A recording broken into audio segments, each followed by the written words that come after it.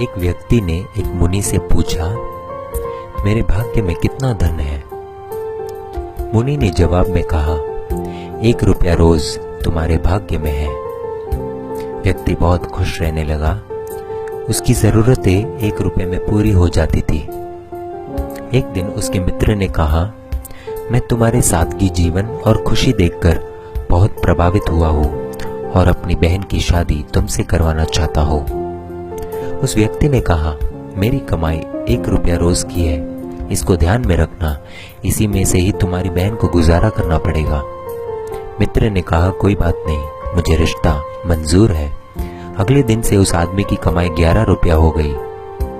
उसने मुनि को बुलाया और कहा, हे मुनिवर, मेरे भाग्य में 1 रुपया लिखा है, फिर 11 रुपए क्यों मिल रहे हैं? मुनि ने जवाब में पूछा, तुम्हारा किसी से रिश्ता या सगाई हुई है क्या? उस व्यक्ति ने जवाब में कहा, हाँ हुई है। मुनि ने कहा, तो यह तुमको 10 रुपए उसके भाग्य के मिल रहे हैं, इसको जोड़ना शुरू करो, तुम्हारे विवाह में काम आएंगे। शादी के कुछ दिनों के बाद एक दिन उसकी पत्नी गर्भवती हुई और उसकी कमाई 31 रुपए होने लगी।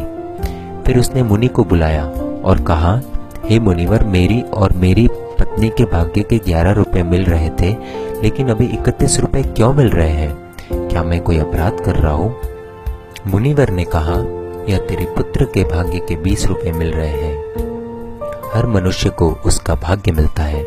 किसके भाग्य से घर में धन दौलत आती है हमको नहीं पता, लेकिन मनुष्य अहंकार करता है कि मैंने बनाया, मैंने कमाया, मेरा है, मैं कमा रहा हूँ, मेरी वजह से हो रहा है। इसलिए हमें कभी अहंकार नहीं करना चाहिए, क्योंकि हमें खुद नहीं पता है कि हम किसके भाग्य का खा रहे हैं।